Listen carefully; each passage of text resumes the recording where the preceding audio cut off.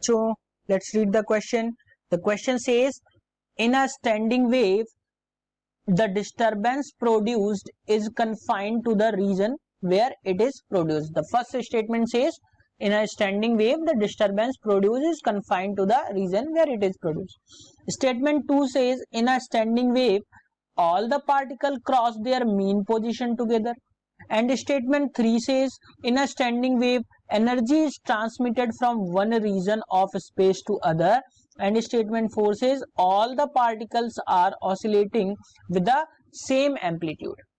Question says, which of the given statement is incorrect about the standing wave?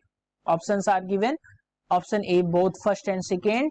Option B, both second and fourth. Option C, only third. And option D, first second third and fourth.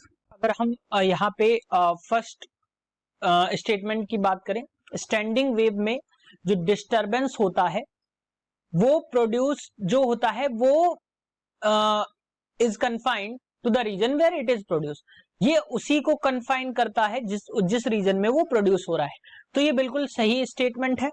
अगर हम statement second की बात करें, standing wave की जो बात हो रही है, तो जितने भी पार्टिकल्स हैं cross there mean position together, तो वो अपनी मीन पोजीशन को आपस में क्रॉस करते हैं. ये भी बात बिल्कुल सही है.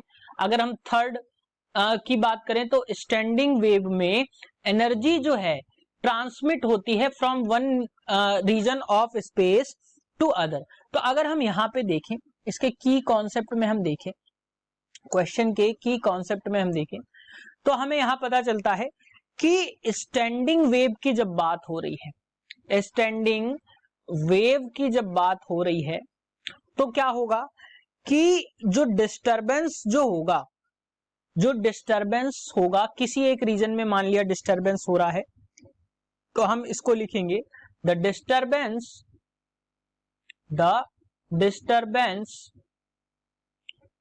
produced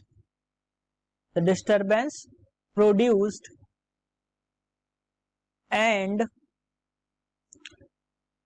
the energy of region. The disturbance produced and the energy of region, जो भी डिस्टरबेंस प्रोड्यूस हुआ और जो एनर्जी प्रोड्यूस हुई, that remains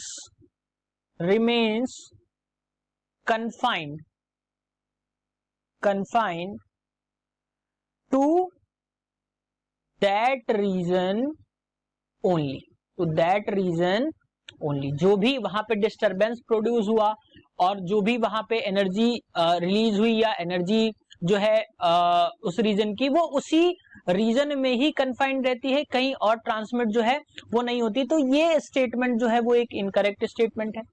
अगर हम चौथे की बात करें, जो भी पार्टिकल्स जो हैं ऑसिलेट कर रहे हैं वो सेम एम्पलीट्यूड में है, तो एम्पलीट्यूड की अगर हम बात करें तो एम्पलीट्यूड जो होगा स्टैंडिंग वेव में वो क्या होगा, पॉइंट टू